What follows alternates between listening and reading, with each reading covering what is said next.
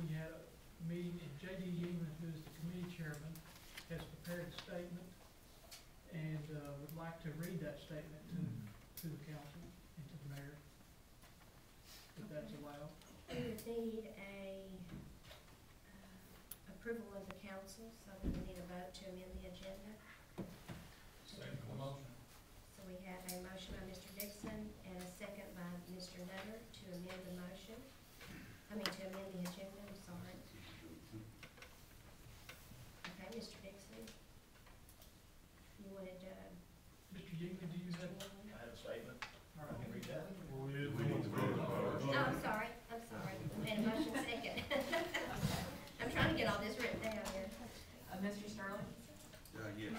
Mr. English? Yes. Mr. Wiles? Yes. Mr. Burr? Yes. Mr. Childs? Yes. Mr. Nutter? Yes. Mrs. Arnett? Yes. Mr. Dixon? Yes.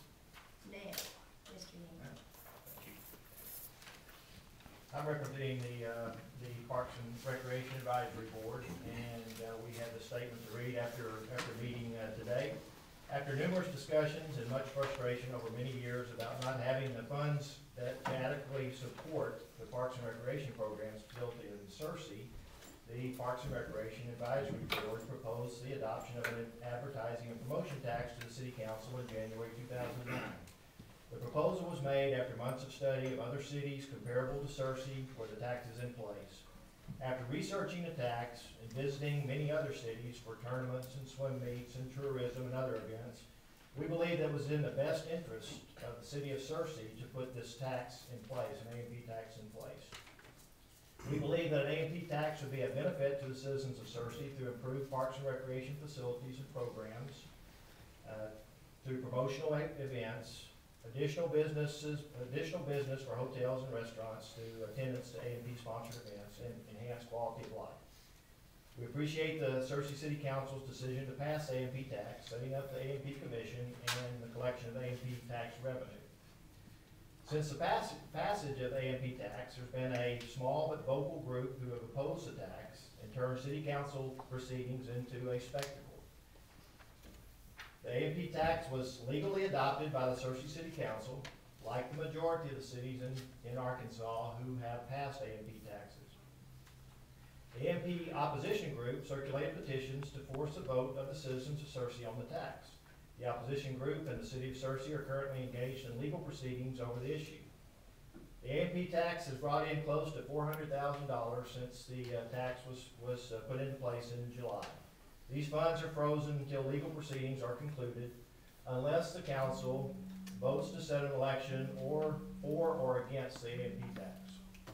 In an effort to expedite this process and provide closure on the issue, the Parks and Recreation Advisory Board proposes that the City Council pass an ordinance to set up a citywide special election on the A&P tax.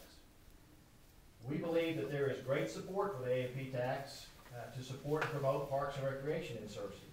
The tax burden is so low for our citizens that most haven't even noticed that the tax is in place. The A&P tax is supported by those visiting Searcy and invested into the community to bring more people in to visit. Our citizens pay this tax every time they travel to surrounding communities, and it makes sense to reciprocate. The funds raised by the A&P tax will directly benefit our youth sports associations like baseball, softball, soccer, football, swimming, basketball, and others. The funds will also go to improve recreational facilities for families and the elderly in our community. Overall, we believe that these funds can be used to improve the quality of life of our community. We believe that the A&P tax is the best way and offers the least tax burden to the citizens to fund the kinds of parks and recreation programs, facilities that Searcy deserves. Thank you, Mr. Yingling. Mr. Dixon, did you have something? Yes, I guess in addition to that, in response to that, we do feel like the tax has been set up and established in a legal manner. However, based on the fact that this is getting drawn out past the first of the year, the court dates have been moved to January, and who knows how much further. We just feel like it's time to come, like Mr. Yingling said, a closure to this whole thing. And the best way probably to settle this is to, and we believe that the citizens of Searcy will support our efforts to continue continue this tax, that, setting an election, and I'd like to make a motion that we do, set an election date, the second Tuesday in April. I believe we have to do it on a Tuesday, second Tuesday, and that could be corrected. But, that we go ahead and set the tax date and, let the citizens of Sarson vote on this. Second. We have a motion and a second to set an election date for second Tuesday of April of 2010, allowing the citizens to vote on the A&P tax. Mayor, Yes, sir. when's the proper time to move to amend that motion? After it's voted on or before? You can actually amend it before it's voted on. And I'd like to move to amend it such that we ask the city attorney to draw up an ordinance specifying those things that can be voted on at a future council meeting, either in December or January. Okay. Yeah, I don't think, I'm not sure that you need to make that. Okay. I'll do that.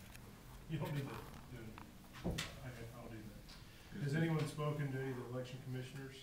If Madam Mayor, may I be recognized? Yes, sir. Has anyone spoken to the election commissioners to determine whether that date's available? No, we have not. Madam Mayor, I'd like to make an amendment, please, that, to Mr. Dixon's motion, and that, we immediately stop the collection of the A&P tax till we have a vote on it. I second.